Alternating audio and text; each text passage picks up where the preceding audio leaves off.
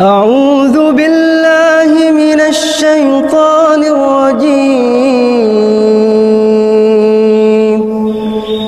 بسم الله الرحمن الرحيم.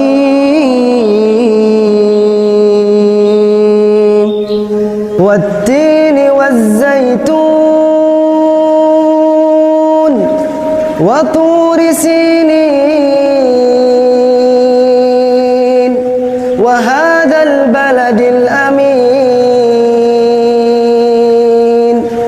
لقد خلقنا الإنسان في أحسن تقويم ثم رددناه أسفل سافلين إلا الذين آمنوا وعملوا الصالحات فلهم أجر غير ممنون.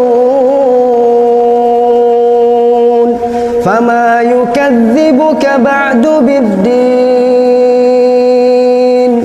أليس الله بأحكم الحاكمين؟